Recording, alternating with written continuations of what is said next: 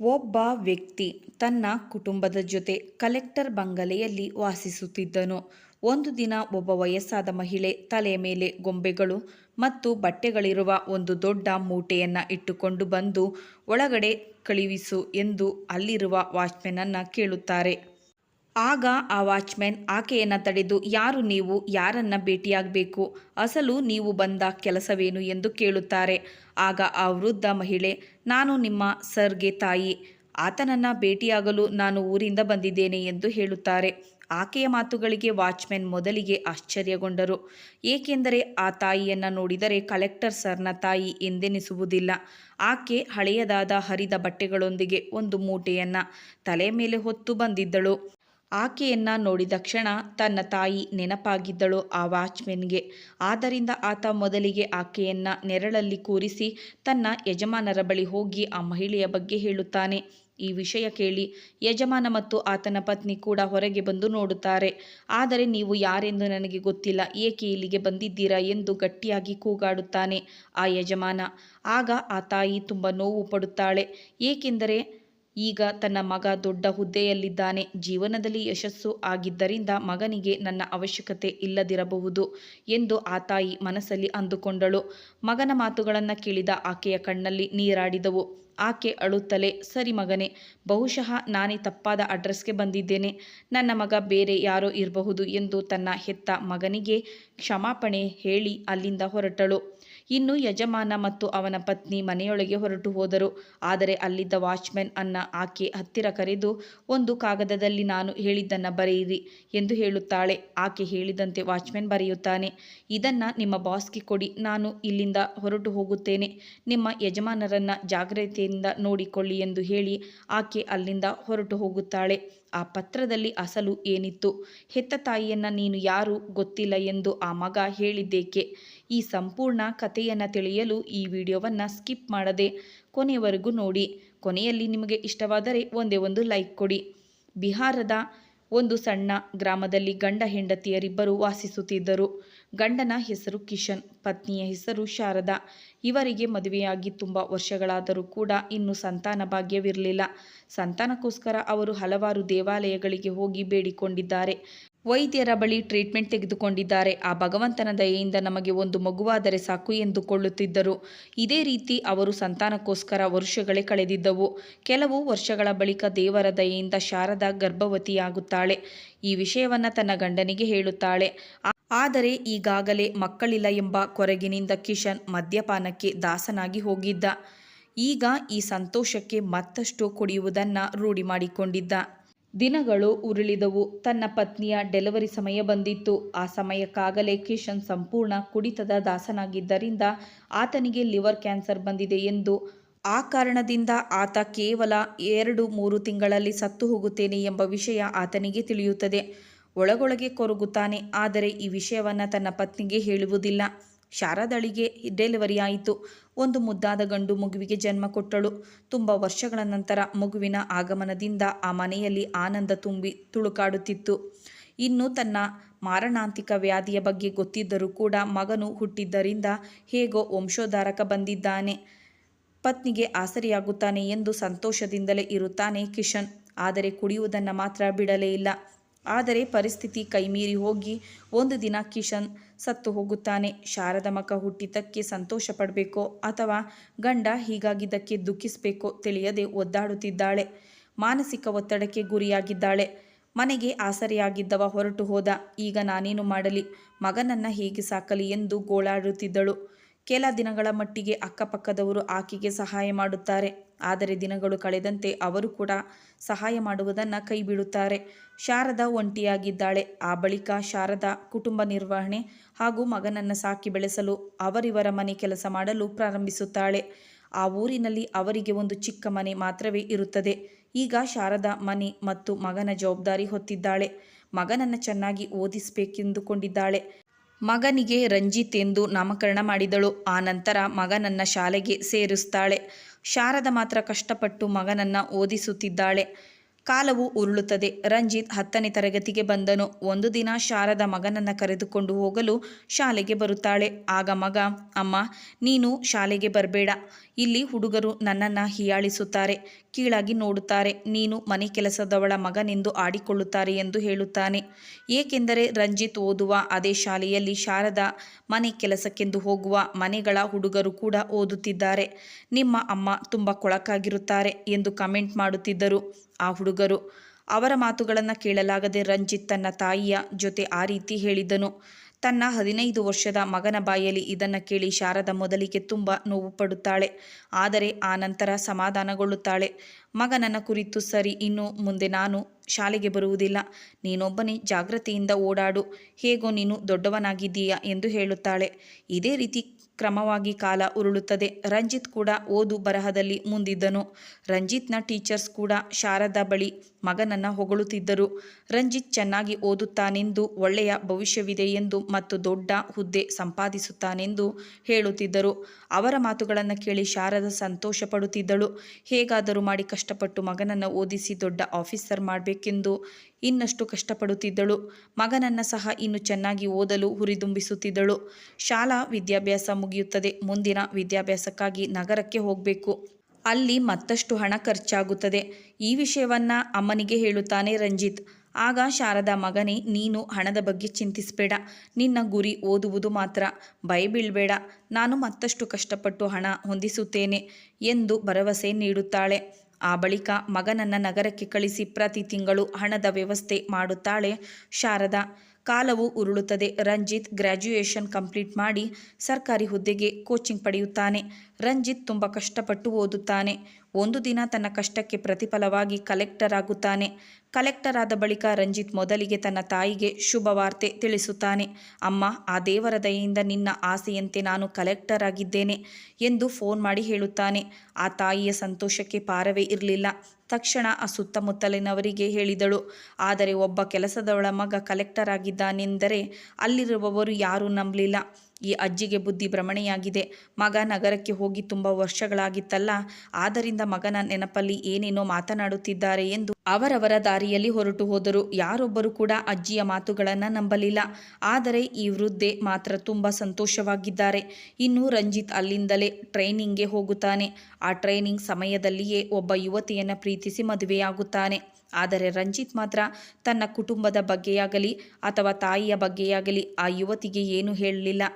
ಮನೆ ಕೆಲಸದವಳ ಮಗನೆಂದರೆ ನನ್ನನ್ನು ತಿರಸ್ಕರಿಸಬಹುದು ಎಂದು ತನಗೆ ತಾನೇ ಭಾವಿಸಿಕೊಂಡು ನಾನೊಬ್ಬ ಅನಾಥನೆಂದು, ನನಗೆ ಯಾರೂ ಇಲ್ಲ ಎಂದು ಸುಳ್ಳು ಹೇಳಿದ್ದನು. ಆ ಬಳಿಕ ರಂಜಿತ್ ಕಲೆಕ್ಟರ್ ಹುದ್ದೆ ಸ್ವೀಕರಿಸುತ್ತಾನೆ. ಆತನಿಗೆ ಒಂದು ಕಡೆ ಪೋಸ್ಟಿಂಗ್ ಬಂದಿದ್ದರಿಂದ ಇಬ್ಬರು ಮದುವೆಯಾಗುತ್ತಾರೆ. ಮದುವೆಯ ವಿಷಯವನ್ನು ಕೂಡ ರಂಜಿತ್ ತನ್ನ ತಾಯಿಗೆ ಫೋನ್ನಲ್ಲೇ ಹೇಳುತ್ತಾನೆ. ಈ ವಿಷಯ ಕೇಳಿ ಶಾರದಾ ತುಂಬ ನೋವು ಪಡುತ್ತಾಳೆ. ಏಕೈಕ ಪುತ್ರನ ಮದುವೆಗೋಸ್ಕರ ಆ ಬಡಪಾಯಿ ತಾಯಿ ತುಂಬ ಕನಸು ಕಾಣಿದ್ದಳು. ಆದರೆ ಮಗ ಮಾತ್ರ ಆ ಕನಸನ್ನು ಒಂದೇ ಬಾರಿ ಛಿದ್ರ ಮಾಡಿದನು. ಇನ್ನು ಮದುವೆಯಾದ ಬಳಿಕ ಮಗ ಫೋನ್ನಲ್ಲಿ ಮಾತನಾಡುವುದನ್ನು ಕೂಡ ಕಡಿಮೆ ಮಾಡಿದ್ದನು. ಕಲೆಕ್ಟರ್ ಹುದ್ದೆ ಸ್ವೀಕರಿಸಿದ್ದೇನೆ ಎಂದು, ಇಂತಹ ನಗರದಲ್ಲಿ ಒಂದು ದೊಡ್ಡ ಬಂಗಲೆಯಲ್ಲಿದ್ದೇನೆ ಎಂದು ಹೇಳಿದ್ದನು ಅಷ್ಟೇ. ಆದರೆ ತಾಯಿಯನ್ನು ಮನೆಗೆ ಕರೆಯುವುದಾಗಲಿ ಅಥವಾ ಸೊಸೆಯನ್ನು ಕರೆದುಕೊಂಡು ಬಂದು ಆಕೆಗೆ ತೋರಿಸಿ ಪರಿಚಯ ಮಾಡಿಸುವುದಾಗಲಿ ಮಾಡಲೇ ಇಲ್ಲ. ಹೇಗೋ ಅಮ್ಮನಿಗೆ ವಯಸ್ಸಾಗಿದೆ, ಮೇಲಾಗಿ ಹಳ್ಳಿಯಲ್ಲಿರುವುದು, ಆಕೆ ಇಲ್ಲಿಯವರೆಗೂ ಬರುವುದಿಲ್ಲ ಎಂದು ಭಾವಿಸಿದ್ದನು. 2-3 ವರ್ಷಗಳು ಕಳೆದವು. ಆನಂತರ ಒಂದು ದಿನ ಫೋನ್ ಮಾಡಿ, ಅಮ್ಮ, ನಿನಗೆ ಮೊಮ್ಮಗ ಹುಟ್ಟಿದ್ದಾನೆ, ನೀನು ಅಜ್ಜಿಯಾಗಿದ್ದೀಯಾ ಎಂದು ಹೇಳುತ್ತಾನೆ.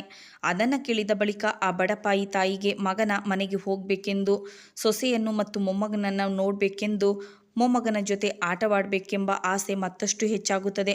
ಈ ಸಾರಿ ಮಗ ಫೋನ್ ಮಾಡಿದಾಗ, ಮಗನೇ, ಯಾವಾಗ ಇಲ್ಲಿಗೆ ಬರುತ್ತೀರಾ, ನಿಮ್ಮನ್ನು ನೋಡಲು ತುಂಬ ಆಸೆಯಾಗುತ್ತಿದೆ ಎಂದು ಕೇಳುತ್ತಾರೆ. ಆಗ ರಂಜಿತ್, ಅಮ್ಮ, ನಾನು ಅಲ್ಲಿಗೆ ಬಂದರೆ ಮನೆ ಕೆಲಸದವಳ ಮಗ ಕಲೆಕ್ಟರ್ ಆಗಿದ್ದಾನೆ ಎಂದು ಎಲ್ಲರೂ ನನ್ನನ್ನು ಕೀಳಾಗಿ ನೋಡುತ್ತಾರೆ, ಆದ್ದರಿಂದ ನಾನು ಬರುವುದಿಲ್ಲ ಎಂದು ಹೇಳುತ್ತಾನೆ. ಆಕೆ ಈಗಾಗಲೇ ಎಲ್ಲರ ಬಳಿ ನನ್ನ ಮಗ ಕಲೆಕ್ಟರ್ ಎಂದು, ನನ್ನನ್ನು ಸಿಟಿಗೆ ಕರೆದುಕೊಂಡು ಹೋಗುತ್ತಾನೆ ಎಂದು ಎಲ್ಲರ ಬಳಿ ಹೇಳುತ್ತಾ ಬರುತ್ತಿದ್ದರು. ಆದರೆ ಆಕೆಗೆ ವಯಸ್ಸಾಗಿದೆ ಎಂದು, ಹುಚ್ಚು ಹಿಡಿದಿದೆ ಎಂದು ಮಾತನಾಡಿಕೊಳ್ಳುತ್ತಿದ್ದರು. ಒಂದು ವೇಳೆ ಈಕೆ ಹೇಳಿದ ಹಾಗೆ ಮಗ ಕಲೆಕ್ಟರ್ ಆಗಿದ್ದರೆ ಇಷ್ಟು ಕಷ್ಟದಲ್ಲಿರುವ ತನ್ನ ತಾಯಿಯನ್ನು ಏಕೆ ಕರೆದುಕೊಂಡು ಹೋಗುತ್ತಿರಲಿಲ್ಲ ಎಂದು ಅವರವರೇ ಮಾತನಾಡಿಕೊಳ್ಳುತ್ತಿದ್ದರು. ಆದರೆ ಆ ವೃದ್ಧೆಗೆ ಗೊತ್ತಿಲ್ಲ ಮಗ ಸುಳ್ಳು ಹೇಳುತ್ತಿದ್ದಾನೆ ಎಂದು. ಸ್ವಲ್ಪ ದಿನ ಅಷ್ಟೇ ಸಮಯ ನೋಡಿ ನಿನ್ನನ್ನು ನಮ್ಮ ಬಳಿ ಕರೆಸಿಕೊಳ್ಳುತ್ತೇನೆ ಎಂದು ಫೋನ್ನಲ್ಲಿ ಸುಳ್ಳು ಹೇಳುತ್ತಿರುತ್ತಾನೆ ಮಗ. ಈಗ ಮೊಮ್ಮಗ ಕೂಡ ಜನಿಸಿದ್ದಾನೆ. ಪಾಪ ಶಾರದಾ ಪರಿಸ್ಥಿತಿ ಮಾತ್ರ ಹೇಳತೀರದು. ಶಾರದ ಬಳಿ ಸ್ವಲ್ಪ ಕೂಡಿಟ್ಟ ಹಣವಿತ್ತು. ಅದನ್ನು ತೆಗೆದುಕೊಂಡು ಮಾರ್ಕೆಟ್ಗೆ ಹೋಗಿ ಸೊಸೆಗೆ ಒಂದೆರಡು ಸೀರೆ ಮತ್ತು ಮೊಮ್ಮಗನಿಗೆ ಆಟವಾಡುವ ಬೊಂಬೆಗಳು ಮತ್ತು ಸ್ವಲ್ಪ ಸಿಹಿ ತಿಂಡಿಗಳು ಖರೀದಿಸಿ ಅವುಗಳೆಲ್ಲವನ್ನ ಒಂದು ಚಿಕ್ಕ ಮೂಟೆ ಕಟ್ಟಿಕೊಂಡು ಮಗನ ಮನೆಗೆ ಹೋಗಲು ಆಕೆ ಟ್ರೈನ್ ಹತ್ತುತ್ತಾಳೆ. ಮಗನಿರುವ ನಗರದಲ್ಲಿ ರೈಲಿನಿಂದ ಇಳಿದವಳೆ ಒಬ್ಬ ರಿಕ್ಷಾ ಡ್ರೈವರ್ ಬಳಿ ಅಡ್ರೆಸ್ ಹೇಳುತ್ತಾಳೆ. ತನ್ನ ಮಗನು ಕಲೆಕ್ಟರ್ ರಂಜಿತ್ ಎಂದು ಹೇಳಿ ಆತನಿರುವ ಪ್ರಾಂತ್ಯದ ಹೆಸರು ಹೇಳುತ್ತಾಳೆ. ಆಕೆಯ ವೇಷಭೂಷಣವನ್ನು ನೋಡಿ ರಿಕ್ಷಾ ಡ್ರೈವರ್ ಮೊದಲಿಗೆ ಆಕೆಯ ಮಾತುಗಳನ್ನು ನಂಬಲಿಲ್ಲ. ಕಲೆಕ್ಟರ್ ತಾಯಿ ಈ ರೀತಿ ಇರುತ್ತಾರೆ ಎಂದು ಮನದಲ್ಲಿ ಅಂದುಕೊಂಡನು. ಆದರೂ ಕೂಡ ಕರೆದುಕೊಂಡು ಹೋದರು. ಅಲ್ಲಿಗೆ ಹೋದ ಬಳಿಕ ನೀವು ಹೇಳಿದ ಅಡ್ರೆಸ್ ಇದೆ, ಹೊರಗೆ ನೇಮ್ ಪ್ಲೇಟ್ ಇದೆ, ಇದೇ ಕಲೆಕ್ಟರ್ ರಂಜಿತ್ ಬಂಗಲೆ ಎಂದು. ಇನ್ನು ಆ ವೃದ್ಧೆ ಆಟೋ ಇಳಿದರು. ಆಟೋ ಹೊರಟು ಹೋಯಿತು. ಆಗ ಆ ತಾಯಿ ಗೇಟ್ನಿಂದ ಒಳಗಡೆ ಹೋಗುತ್ತಾಳೆ. ಅದೇ ಸಮಯದಲ್ಲಿ ವಾಚ್ಮೆನ್ ಬಂದವರೇ, ಅಮ್ಮ, ಯಾರು ನೀವು, ಏಕೆ ಒಳಗಡೆ ಬರುತ್ತಿದ್ದೀರಾ, ಯಾರು ಬೇಕು ಎಂದು ಕೇಳುತ್ತಾರೆ. ಆ ತಾಯಿ, ನಿಮ್ಮ ಸರ್, ನಿಮ್ಮ ಬಾಸ್ ಅಥವಾ ನಿಮ್ಮ ಕಲೆಕ್ಟರ್ ನನ್ನ ಮಗ, ಅವನನ್ನು ನೋಡಲು ಬಂದಿದ್ದೇನೆ. ನೀವೇ ಹೋಗಿ ನಿಮ್ಮ ಸರ್ಗೆ ಹೇಳಿ ನಿಮ್ಮ ತಾಯಿ ಬಂದಿದ್ದಾರೆ ಎಂದು ಹೇಳಿ ಕರೆದುಕೊಂಡು ಬನ್ನಿ ಎಂದು ಹೇಳುತ್ತಾರೆ. ಮೊದಲಿಗೆ ವಾಚ್ಮೆನ್ ನಂಬಲಿಲ್ಲ. ಆದರೂ ಆಕೆಯ ಒತ್ತಾಯದ ಮೇರೆಗೆ ಒಳಗೆ ಹೋಗಿ ರಂಜಿತ್ ಬಳಿ ನಿಮ್ಮ ತಾಯಿ ಬಂದಿದ್ದಾರೆ ಎಂದು ಹೇಳುತ್ತಾರೆ. ಈ ವಿಷಯ ಕೇಳಿದ ತಕ್ಷಣ ರಂಜಿತ್ ಪತ್ನಿ, ನಿನಗೆ ಯಾರೂ ಇಲ್ಲ, ಅನಾಥ ಎಂದು ಹೇಳಿದ್ದೆ, ಹಾಗಾದರೆ ಅಮ್ಮ ಎಲ್ಲಿಂದ ಬಂದರು ಎಂದು ಕೇಳುತ್ತಾಳೆ. ಆಗಲೂ ಕೂಡ ರಂಜಿತ್ ಪತ್ನಿಗೆ ಅಸಲು ವಿಷಯ ಹೇಳುವುದಿಲ್ಲ. ನನಗೆ ಯಾರೂ ಇಲ್ಲ ಅಂತಲೇ ಹೇಳುತ್ತಾನೆ. ಯಾರು ನೋಡೋಣ ಬನ್ನಿ ಎಂದು ಆಕೆಯನ್ನು ನೋಡಲು ಬರುತ್ತಾರೆ. ಇನ್ನು ಮಗ ಹೊರಗೆ ಬರುತ್ತಿದ್ದ ಹಾಗೆಯೇ ತಾಯಿಯ ಕಣ್ಣು ತುಂಬಿ ಬಂದವು. ಮಗನೇ ರಂಜಿತ್, ಹೇಗಿದ್ದೀಯಾ? ನಿನ್ನನ್ನು ನೋಡಲು ತುಂಬ ಆಸೆಯಾಗಿ ನಿನ್ನ ಕರೆಗೂ ಕಾಯದೆ ಹೊರಟು ಬಂದೆ. ಹೇಗಿದ್ದೀಯ ಮಗನೇ? ಸೊಸೆ ತುಂಬ ಮುದ್ದಾಗಿದ್ದಾಳೆ. ಎಲ್ಲಿ ನನ್ನ ಮೊಮ್ಮಗ ಎಂದು ಖುಷಿಯಾಗಿಯೇ ದಡಬಡ ಅಂತ ಮಾತು ಪ್ರಾರಂಭಿಸಿದರು. ಆದರೆ ರಂಜಿತ್ ಮಾತ್ರ ಹೆಂಡತಿಗೆ ಭಯಬಿದ್ದು, ಯಾರು ನೀವು, ಇಲ್ಲಿಗೇಕೆ ಬಂದಿದ್ದೀರಾ? ನಾನು ನಿಮ್ಮ ಮಗನಲ್ಲ ಎಂದು ಸೀರಿಯಸ್ ಆಗಿ ಹೇಳುತ್ತಾನೆ. ಬಹುಶಃ ನೀವು ಯಾರನ್ನ ನೋಡಿ ಇನ್ಯಾರೋ ಎಂದು ತಿಳಿದಿದ್ದೀರಿ. ಹೋಗಿ ನಿಮ್ಮ ಮಗನನ್ನು ಹುಡುಕಿಕೊಳ್ಳಿ ಎನ್ನುತ್ತಾನೆ. ಮಗನ ಬಾಯಲ್ಲಿ ಈ ಮಾತುಗಳನ್ನು ಕೇಳಿದ ತಾಯಿಯ ಎದೆ ಒಡೆದು ಹೋದಂತೆ ಆಯಿತು. ಆದರೂ ಆಕೆಗೆ ತನ್ನ ಮಗನ ಬಗ್ಗೆ ಗೊತ್ತು. ಆತನಿಗೆ ನನ್ನನ್ನು ತಾಯಿ ಎಂದು ಹೇಳಿಕೊಳ್ಳಲು ಇಷ್ಟವಿಲ್ಲ ಎಂದು ಆಕೆ ಗ್ರಹಿಸುತ್ತಾಳೆ. ಆಗ ಆ ವೃದ್ಧ ತಾಯಿ ತನ್ನ ಸೊಸೆಯ ಕಡೆ ನೋಡಿ, ಪರವಾಗಿಲ್ಲ, ನಾನು ತಪ್ಪು ಮಾಡಿದೆ. ಬಹುಶಃ ವಯಸ್ಸಾಗಿದ್ದರಿಂದ ನನ್ನ ಕಣ್ಣುಗಳು ಬಲಹೀನವಾಗಿವೆ. ನನ್ನ ಮಗನೆಂದು ತಿಳಿದು ಇನ್ಯಾರ ಬಳಿಯೋ ಬಂದು ಬಿಟ್ಟಿದ್ದೇನೆ, ಕ್ಷಮಿಸಿ ಎಂದು ಹೇಳಿ ಅಲ್ಲಿಂದ ಹೊರಡುತ್ತಾಳೆ. ರಂಜಿತ್ ಮಾತ್ರ ಏನು ಮಾತನಾಡದೆ ತನ್ನ ಪತ್ನಿಯ ಜೊತೆ ಮನೆಯೊಳಗೆ ಹೋಗಿಬಿಡುತ್ತಾನೆ. ಆ ಬಳಿಕ ಆ ತಾಯಿ ವಾಚ್ಮೆನನ್ನು ಕುರಿತು ನನಗೊಂದು ಪತ್ರ ಬರೆಯುವಂತೆ ಕೇಳುತ್ತಾಳೆ. ಸರಿಯಮ್ಮ, ಏನು ಬರೆಯಬೇಕೆಂದು ಹೇಳಿ ಬರೆದು ಕೊಡುತ್ತೇನೆ ಎಂದು ಪೆನ್ನು ಪೇಪರ್ ತರುತ್ತಾರೆ. ಆ ತಾಯಿ, ಒಂದು ಮುಖ್ಯವಾದ ವಿಷಯ ಬರೆಯಿರಿ. ಆ ಪತ್ರವನ್ನು ತನ್ನ ಮಗನಿಗೆ ಕೊಡುವಂತೆ ಹೇಳುತ್ತಾಳೆ. ಒಂದು ವೇಳೆ ರಂಜಿತ್ ನನ್ನ ಬಗ್ಗೆ ಕೇಳಿದರೆ ಆ ತಾಯಿ ಎಲ್ಲಿಂದ ಬಂದಿದ್ದಾರೋ ಅಲ್ಲಿಗೆ ಹೊರಟು ಹೋದರು ಎಂದು ಹೇಳು ಎಂದು ಆ ವಾಚ್ಮೆನ್ಗೆ ಹೇಳಿ ಅಲ್ಲಿಂದ ಹೊರಟು ಹೋಗುತ್ತಾರೆ. ಅದನ್ನು ಕೇಳಿದ ವಾಚ್ಮೆನ್ ಆ ಕಾಗದವನ್ನು ತನ್ನ ಬಳಿಯೇ ಇರಿಸಿಕೊಂಡರು. ಆದರೆ ಆ ತಾಯಿ ಹೀಗೇಕೆ ಪತ್ರ ಬರೆಸಿದ್ದಾರೆ ಎಂದು ಮನದಲ್ಲೇ ಅಂದುಕೊಳ್ಳುತ್ತಾರೆ. ಏಕೆಂದರೆ ಆ ತಾಯಿ ಏನು ಬರೆಸಿದ್ದಾರೆಂದು ಆ ವಾಚ್ಮೆನ್ಗೆ ಗೊತ್ತು. ಆ ವಿಷಯ ತಿಳಿದು ತುಂಬ ನೋವು ಪಡುತ್ತಾರೆ. ಆ ನಂತರ ಸ್ವಲ್ಪ ಸಮಯದ ಬಳಿಕ ಅವರ ಯಜಮಾನ ರಂಜಿತ್ ಅಲ್ಲಿಗೆ ಬರುತ್ತಾನೆ. ಬಂದವನೇ ತಾಯಿ ಎಲ್ಲಿಗೆ ಹೋದರು ಎಂದು ಕೇಳಿದನು. ವಾಚ್ಮೆನ್ ಆ ಲೆಟರ್ ರಂಜಿತ್ ಕೈಗೆ ಕೊಟ್ಟು ಅವರು ಎಲ್ಲಿಂದ ಬಂದಿದ್ದಾರೋ ಅಲ್ಲಿಗೆ ಹೋಗಿದ್ದಾರೆ ಎಂದು ಹೇಳುತ್ತಾನೆ. ಆನಂತರ ರಂಜಿತ್ ಆ ಪತ್ರವನ್ನು ತನ್ನ ಬಳಿಯೇ ಇರಿಸಿಕೊಂಡು ಮನೆಯೊಳಗೆ ಹೋಗುತ್ತಾನೆ. ಆದರೆ ಆ ಪತ್ರವನ್ನು ಓದದೆ ಹಾಗೆಯೇ ನಿದ್ದೆಗೆ ಜಾರುತ್ತಾನೆ. ಆದರೆ ಎದ್ದ ಬಳಿಕ ಆ ಪತ್ರದ ಬಗ್ಗೆ ಮರೆತು ಹೋಗುತ್ತಾನೆ. ಮಾರನೇ ದಿನ ತಾನು ಧರಿಸಿದ್ದ ಬಟ್ಟೆ ಬದಲಾಯಿಸುತ್ತಾನೆ ರಂಜಿತ್. ಪತ್ನಿ ಬಟ್ಟೆ ತೊಳೆಯಲು ಬಟ್ಟೆ ಹಾಕಬೇಕಾದರೆ ಆ ಡ್ರೆಸ್ನ ಜೇಬಿನಿಂದ ಆ ಕಾಗದ ಕೆಳಗೆ ಬಿತ್ತು. ರಂಜಿತ್ ಅಲ್ಲಿಯೇ ನಿಂತಿದ್ದನು. ಓ, ಇದು ನನ್ನ ತಾಯಿ ಕೊಟ್ಟಂತಹ ಪತ್ರ, ಓದಲೇ ಇಲ್ಲವಲ್ಲ ಎಂದು ನೆನಪಿಸಿಕೊಳ್ಳುತ್ತಾನೆ. ಆಗ ರಂಜಿತ್ ಪತ್ನಿ ಆ ಕಾಗದ ತೆರೆದು ಓದಲು ಶುರು ಮಾಡಿದಳು. ಪತ್ರ ಓದಿದ ಬಳಿಕ ಆಕೆಯ ಕಣ್ಣಲ್ಲಿ ನೀರಾಡಿದವು. ಆಕೆ ಗಟ್ಟಿಯಾಗಿ ಅಳಲು ಶುರು ಮಾಡಿದಳು. ತನ್ನ ಗಂಡನ ಕಡೆ ನೋಡುತ್ತಾ, ನೀವು ಅಸಲು ಇಂತಹ ಕೆಲಸ ಅದು ಹೇಗೆ ಮಾಡಿದ್ದೀರಿ ಎಂದು ಕೇಳುತ್ತಾಳೆ. ಕಷ್ಟಪಟ್ಟು ನಿಮ್ಮನ್ನು ಸಾಕಿ ಬೆಳೆಸಿ ಓದಿಸಿ ದೊಡ್ಡವನ್ನಾಗಿ ಮಾಡಿದ ತಾಯಿ ಆಕೆ.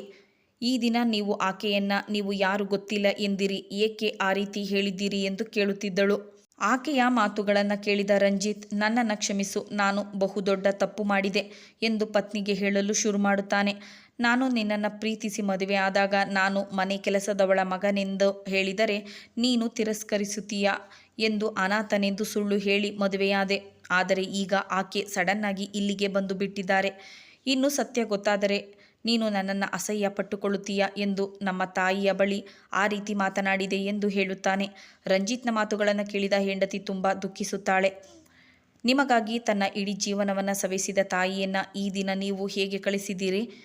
ಈ ದಿನ ನೀವು ಈ ಸ್ಥಿತಿಯಲ್ಲಿರಲು ಕಾರಣ ಆಕೆಯ ಕಷ್ಟ, ಆಕೆಯ ಮನೆ ಕೆಲಸ. ಆದರೆ ನೀವು ಆಕೆಯನ್ನು ಅವಮಾನಿಸಿದ್ದೀರಾ. ವಿದ್ಯಾವಂತರಾಗಿದ್ದರೂ ಕೂಡ ಮೂರ್ಖರಂತೆ ಪ್ರವರ್ತಿಸಿದ್ದೀರಾ.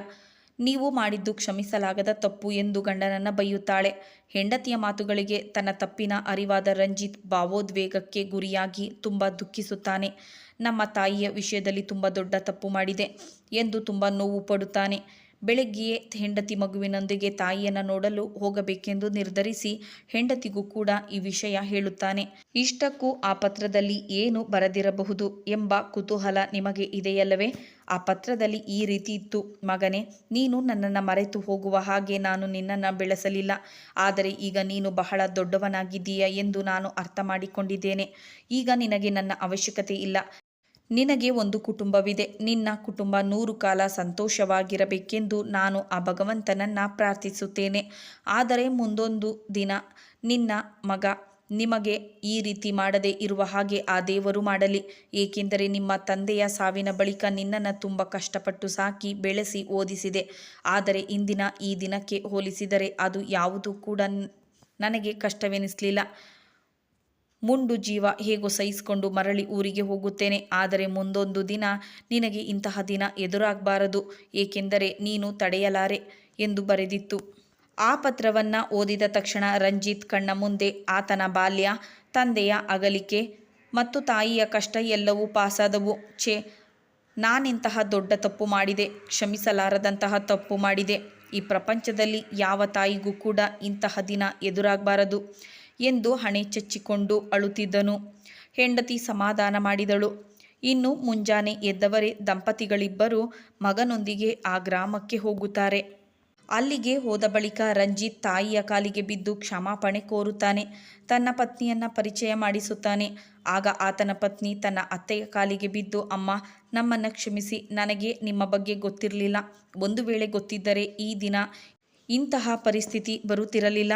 ನೀವು ನನ್ನ ತಾಯಿಯ ಹಾಗೆ ಎಂದು ಹೇಳಿ ಕ್ಷಮಾಪಣೆ ಕೋರಿ ಆ ಬಳಿಕ ಆಶೀರ್ವಾದ ಪಡೆಯುತ್ತಾಳೆ.